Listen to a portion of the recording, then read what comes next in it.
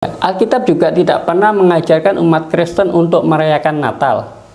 Yesus Kristus dan para rasulnya juga tidak pernah menyuruh merayakan Natal. Jadi tidak ada satupun dalam Alkitab itu Yesus bersabda, rayakanlah kelahiranku, itu tidak ada.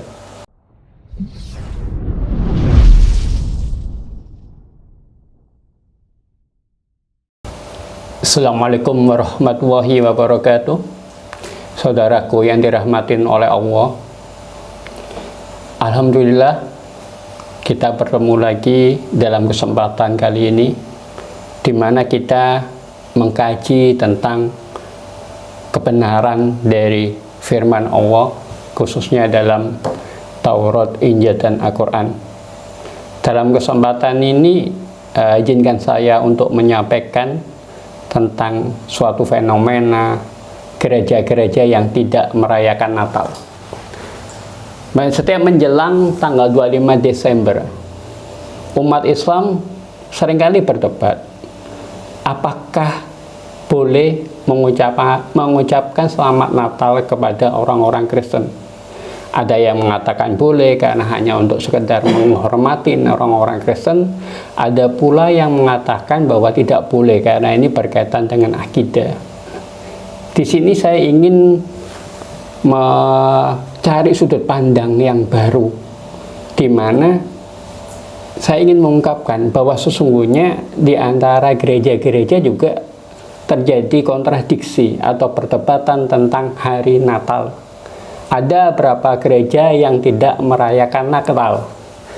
Gereja-gereja tersebut umumnya denominasi atau aliran gereja dalam rumpun Kristen Protestan. Mereka seringkali dianggap sebagai gereja sesat atau bidat Kristen oleh gereja-gereja yang merayakan Natal. Mereka tidak merayakan Natal dengan alasan doktrin atau pemahaman terhadap ajaran Alkitab. Alkitab sendiri pada dasarnya tidak memberikan informasi yang jelas tentang tanggal kelahiran Yesus. Seperti kita ketahui, dalam Alkitab itu ada sesuatu kisah perjalanan Yesus yang hilang. Dalam Alkitab hanya dikisahkan ketika Yesus lahir. Kemudian ketika Yesus masih anak-anak sampai remaja, bahkan ketika dia hingga dewasa, itu tidak tercatat dalam Alkitab. Sehingga ada sejarah Yesus yang hilang. Bahkan Anisoros, seorang Arab Palestina, dia mengatakan dalam bukunya Kebenaran yang Diungkapkan, dia mengatakan bahwa ada sebuah kisah ajaib tentang Yesus Kristus yang tidak dikisahkan dalam Alkitab, tapi justru dikisahkan dalam Al-Quran, dalam tradisi Islam, yaitu ketika Yesus atau Isa Al-Masih berbicara pada saat bayi. Ini dalam Alkitab tidak ada kisah ini. Karena apa? Karena memang dalam Alkitab itu banyak terjadi kontradiksi, kemudian ada juga kisah jejak kehidupan Yesus yang hilang tadi. Sehingga muncullah sebuah peluang ada menjadikan Yesus sebagai simbol perbantahan. Seperti kata seorang Simon namanya, seorang Yahudi. Simon ini mengatakan bahwa Yesus Kristus akan menjadi simbol perbantahan. Akan banyak orang yang ditinggikan oleh Yesus, akan banyak orang pula yang tergelincir imannya karena memahami jati diri Yesus yang salah. Nah, sedangkan tentang Mormon ini, tentang Kristen yang tidak merayakan Natal ini, mereka pada dasarnya ragu akan bahwa Yesus lahir tanggal 25 Desember. Beberapa literatur menyebutkan selama lebih dari 300 tahun hari Natal dirayakan pada tanggal yang berbeda-beda. Pada tahun 354 Masehi, Bishop Roma mengumumkan bahwa tanggal 25 Desember sebagai hari raya penyembahan berhala untuk menghormati Dewa Saturnus yang harus dirayakan oleh orang Kristen untuk menghormati kelahiran Kristus. Tetapi di Timur Tengah, tanggal ini tidak diterima dan selama berabad-abad tanggal 6 Januari dirayakan sebagai hari kelahiran Yesus, terutama di Mesir. Beberapa cabang gereja Ortodoks Timur bahkan sekarang ini merayakan tanggal 6 Januari sebagai hari raya Natal. Jadi tentang hari raya Natal sendiri di antara gereja-gereja ini mereka tidak satu suara. Ada gereja yang merayakan Natal tanggal 6 Januari, ada gereja yang tidak merayakan Natal, bahkan ada gereja yang menyatakan bahwa sesungguhnya tanggal 25 Desember itu merupakan hari kelahiran Dewa Matahari atau Dewa Saturnus. Alasan gereja-gereja yang tidak merayakan Natal ini, yang pertama adalah ada denominasi gereja yang beralasan bahwa kita tidak tahu kapan Yesus lahir. Kelahiran Yesus tidak tercatat dalam Alkitab, cuma kisahnya aja yang tercatat, tapi kapan tahun tepatnya Yesus lahir tidak tertulis secara jelas dalam Alkitab. Ada denominasi gereja yang beralasan bahwa merayakan Natal tidak pernah diajarkan di Alkitab. Juga tidak pernah dilakukan oleh gereja-gereja di Alkitab Perjanjian Baru. Jadi kalau kita mempelajari Alkitab Perjanjian Lama, tidak satu pun dari penulis Alkitab tersebut yang mereka mengisahkan bahwa orang-orang Kristen pada masa awal itu merayakan kelahiran Yesus. Tidak ada. Yang ketiga, Alkitab juga tidak pernah mengajarkan umat Kristen untuk merayakan Natal. Yesus Kristus dan para rasulnya juga tidak pernah menyuruh merayakan Natal. Jadi tidak ada satupun dalam Alkitab itu Yesus bersabda, rayakanlah kelahiranku, itu tidak ada. Kemudian yang keempat, ada alasan denominasi gereja yang beralasan bahwa 25 Desember, tanggal perayaan Natal merupakan tradisi penyembahan berhala untuk merayakan Dewa Matahari yang kemudian diubah gereja menjadi tanggal kelahiran Yesus Kristus. Kita belajar kepada sejarah, di mana pada saat itu Roma Katolik, kita belajar dari sejarah. Pada saat itu kerajaan Romawi adalah agama pagan. Tapi kemudian ketika masa Kaisar Konstantin Agung itu berkuasa, maka saat itu orang-orang Kristen di Romawi tumbuh pesat. Kristen dibawa ke Romawi oleh Rasul Paulus itu. Nah, kemudian disitulah terjadi konsili-konsili, mulai konsili Nicea 1, konsili Nicea 2, dan seterusnya. Nah, disinilah kemudian terjadi semacam sinkretisme, pembauran dari tradisi agama pagan ke agama Kristen, sehingga banyak simbol-simbol kekristenan yang diadopsi dari agama pagan, termasuk tentang hari raya Natal ini, gitu. Tanggal 25 Desember menurut sebagian orang Kristen sendiri itu bukanlah hari kelahiran Yesus, tapi merupakan tradisi penyembahan berhala untuk merayakan hari Dewa Matahari. Kemudian ada sejumlah denominasi gereja yang beranggapan bahwa semua hari adalah sama. Tiap hari adalah hari raya, bukan hanya 25 Desember. Beberapa gereja yang tidak merayakan Natal adalah Quaker yang memisahkan diri dari gereja Inggris. Gereja Advent hari ke-7 juga tidak merayakan Natal. Saksi Yehova selain tidak meyakini tentang Kristen Trinitas, Saksi Yehova ini dia mengakui bahwa Tuhan itu esa. Tapi kemudian dia juga tidak merayakan Natal. Kemudian gereja Kristus yang lahir dari gerakan restorasi di Amerika Serikat pada tahun 1906 juga tidak merayakan Natal. Kemudian ada gereja lain, yaitu gereja Yudaisme Mesianik, yaitu orang-orang Yahudi yang percaya bahwa Yesus adalah Mesias anak Allah. Yudaisme Mesianik ini muncul pada tahun 1960-an di Amerika Serikat dengan memadukan teologi gereja Injil dengan unsur-unsur Yahudi. Kemudian ada gereja Allah Bersatu, dan yang terakhir adalah Kristen Ortodoks Syria. Banyak gereja-gereja yang lain yang juga tidak merayakan Natal. Adapun alasan Kristen Advent tidak merayakan Natal karena umat Kristen yang menjadi jemaat Advent tidak pernah menolak hari Natal. Mereka hanya memandang bahwa perayaan Natal tidak diwajibkan dalam Alkitab. Hanya ada satu hari kudus bagi mereka, yaitu hari Sabat. Apalagi usut punya usut, sejarah Natal atau Christmas memiliki koneksi dengan tradisi penyembahan berhala. Selain itu, Saksi Yehova juga tidak merayakan Natal. Ada 4 poin dari Saksi Yehova kenapa mereka tidak merayakan Natal. Yang pertama, Saksi Yehova percaya bahwa Yesus memerintahkan manusia untuk memperingatin kematiannya, bukan kelahirannya. Jadi Saksi Yehova ini menganggap bahwa kematian Yesus itu lebih istimewa daripada kelahiran Yesus. Kemudian, Saksi Yehova menganggap bahwa rasul-rasul dan murid-murid Yesus tidak pernah merayakan Natal. Karena apa?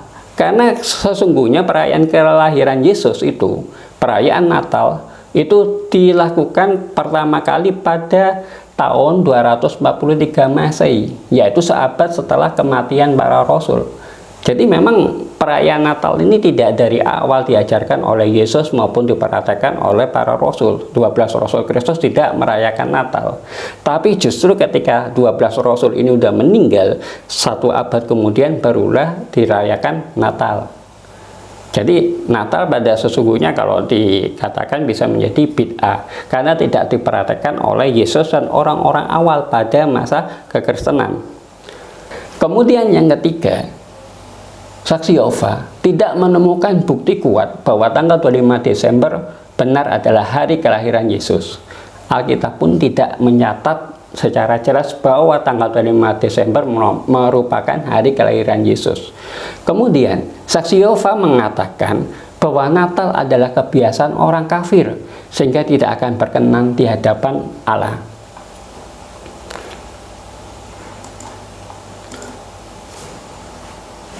Yang menarik di sini adalah penjelasan dari Direktur Pemuda Gereja Masehi Advent Hari ke-7 seluruh dunia, yaitu Pendeta Hizkia Isra Misa. Dalam penjelasannya, Pendeta Hizkia ini memang mengakui adanya perbedaan pendapat antara Gereja Advent Hari ke-7 dengan gereja lain terkait perayaan Natal. Gereja Advent berpendapat Yesus Kristus tidak lahir pada tanggal 25 Desember. Dikatakan pada zaman sahabat-sahabat Yesus tidak mengenal atau tidak mengetahui tentang tanggal dan bulan kelahiran Yesus. Semua sahabat Yesus, tidak satu pun yang menuliskan tentang tanggal 25 Desember adalah kelahiran Yesus. Jadi dari keempat gospel, dari Markus, Matius, Lukas, Yohanes, bahkan kisah para rasul dan kitab-kitab yang ditulis oleh Rasul Paulus dan seterusnya, itu tidak pernah menyebutkan secara jelas bahwa tanggal 25 Desember merupakan hari kelahiran Yesus. Di dalam Bible juga tidak ada satu ayat pun yang menyatakan bahwa orang Kristen harus merayakan Natal pada tanggal 25 Desember sebagai kebaktian untuk merayakan kelahiran Yesus. Jadi, tanggal 25 Desember yang hari ini dirayakan oleh sebagian besar umat Kristen sebagai hari kelahiran Yesus, itu sebenarnya hanyalah sesuatu yang mereka-reka, tidak tertulis pasti dan tidak berdasarkan Alkitab dan tidak diperhatikan oleh orang-orang awal dalam kekristenan, termasuk oleh Yesus sendiri.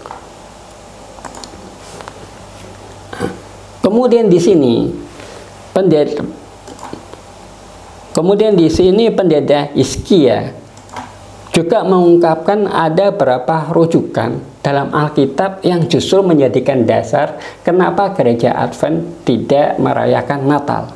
Yang pertama adalah kitab Lukas pasal 1 ayat 26 dan 27. Dalam bulan yang ke-6, Allah menyuruh malaikat Gabriel pergi ke sebuah kota di Galilea bernama Nazaret kepada seorang perawan yang bertunangan dengan seorang bernama Yusuf dari keluarga Daud. Nama perawan itu Maria. Dalam sistem penanggalan saat itu sudah sama seperti sistem penanggalan kalender sekarang ini. Maka sistem penanggalan internasional sekarang disebut sebagai penanggalan Masehi. Bulan yang ke-6 berarti bulan Juni. Peristiwa kun fayakun terjadi pada bulan berikutnya, yaitu bulan Juli. Dan pada bulan Agustus janin Yesus berusia 1 bulan. Jadi 25 Desember janin yang ada di rahim Maria baru berusia 4 bulan, kata Pendeta Hizkia.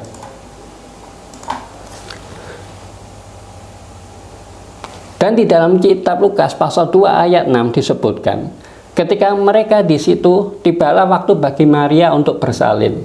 Berarti Maria bunda Yesus melahirkan Yesus setelah 9 bulan hamil. Maka jika dihitung sejak usia janin 1 bulan, yaitu bulan Agustus, maka Yesus lahir pada bulan April.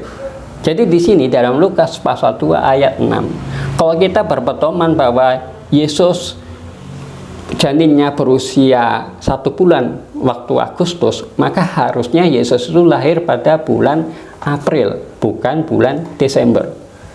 Kemudian di kitab Lukas pasal 2 ayat 6, pasal 2 ayat 8 disebutkan, di daerah itu ada gembala-gembala yang tinggal di padang menjaga kawanan ternak mereka pada waktu malam. Gembala di sekitar Yerusalem dan Bethlehem tidak pernah tinggal menginap di daerah padang rumput terbuka di bulan Desember. Karena suhu daerah itu pada bulan Desember tengah malam berkisar antara 0 derajat Celcius sampai 4 derajat Celcius. Yang menjadi fakta adalah bahwa kembali di daerah Yerusalem dan Bethlehem melakukan hal itu antara akhir bulan Maret sampai pertengahan bulan April. Jadi kalau kita mengacu kepada Lukas pasal 2 ayat 8 ini, itu sebenarnya ketika gembala-gembala itu di padang rumput itu menandakan bahwa pada saat itu merupakan musim kemarau, bukan musim dingin. Karena pada bulan Desember tadi musim dingin dan suhu daerah itu berkisar antara 0 derajat Celcius sampai dengan 4 derajat Celcius. Kemudian disebutkan pula dalam Esra pasal 10 ayat 9, lalu berhimpunlah semua orang laki-laki Yehuda dan Benyamin di Yerusalem dalam 3 hari itu, yakni dalam bulan ke-9 pada tanggal 20 bulan itu. Seluruh rakyat duduk di halaman rumah Allah sambil menggigil karena perkara itu dan karena di hujan lebat. Di Yerusalem dan Bethlehem itu, mulai bulan September sampai pertengahan Februari sangat dingin, kata pendeta misa. Bahkan bapak gereja yang bernama Clement dari Alexandria pada tahun 211 Masehi mengatakan bahwa kelahiran Yesus terjadi pada tanggal 21 April. Jadi di sini kalau kita menarik kesimpulan dari beberapa ayat yang dikemukakan oleh pendeta misa ini, sesungguhnya Yesus itu diperkirakan lahirnya itu pada tanggal 21 April. Ada juga gereja-gereja yang merayakan kelahiran Yesus itu pada tanggal 6 Januari. Inilah. Jadi sebenarnya kita tuh harusnya tidak hanya berdebat, oh bolehkah kita mengucapkan selamat Natal atau tidak. Karena apa? Karena sesungguhnya di gereja sendiri itu tidak satu suara tentang hari Natal. Ada beberapa gereja yang tidak merayakan Natal. Dulu ketika saya masih menganut Kristen Mormon, kemudian 2005 saya menganut Kristen Unitarian, saya juga termasuk orang Kristen, jemaat Kristen yang tidak merayakan Natal. Jadi ketika sekarang ini pun, ketika saya mulai tahun 2009 saya memeluk Islam, saya pun tidak merayakan Natal. Saya tidak pernah mengucapkan Natal kepada orang-orang Kristen. Padahal keluarga istri saya mayoritas Kristen. Istri saya 8 saudara, hanya dia yang Islam, masuk Islam tahun 2009. Nah, seluruh keluarga yang lain itu adalah orang-orang Kristen. Dan biasa di keluarga kami ketika Natal, Tahun Baru mereka mengadakan acara keluarga. Tapi dalam acara keluarga ini dilakukan setelah misa Natal di gereja. Jadi sepulang dari gereja mereka biasanya ngumpul di rumah kakak, atau kalau kami pulang kampung di rumah orang tua istri saya. Mereka kumpul di sana dan untuk acara keluarga semacam doa bersama keluarga saja. Kami sebagai orang Muslim tidak diwajibkan untuk datang. Kalaupun datang, kami tujuannya bukan untuk merayakan Natal, tapi menghormatin acara keluarga tadi.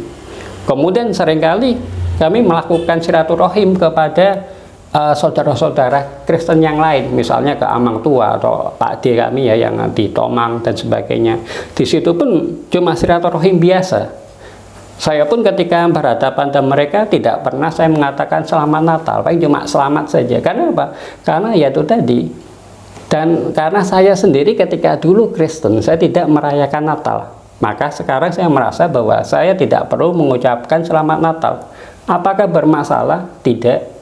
Alhamdulillah sekarang walaupun saya dan istri merupakan minoritas dalam keluarga besar istri yang Kristen, itu hubungan kami dengan saudara-saudara yang lain itu baik. Jadi di sini sebenarnya tidak masalah kok. Kebanyakan orang Kristen yang lain pun sebenarnya tidak mempermasalahkan apakah kita mau mengucapkan Natal kepada mereka atau tidak. Jadi ya, kita janganlah berdebat yang tidak penting, tapi bagaimana kita menjaga akidah kita dan toleransi kita dalam beragama, tapi tetap bagaimana kita supaya tidak tergelincir dari jebakan-jebakan setan ini ya. Jangan sampai kita sedikit demi sedikit, sejengkal demi sejengkal tanpa sadar mengikuti budaya-budaya orang kafir, budaya-budaya orang yang dimurkai oleh Allah, dan budaya-budaya orang yang yang tersesat. Jadi lebih baik kita tuh jangan mengucapkan selamat Natal.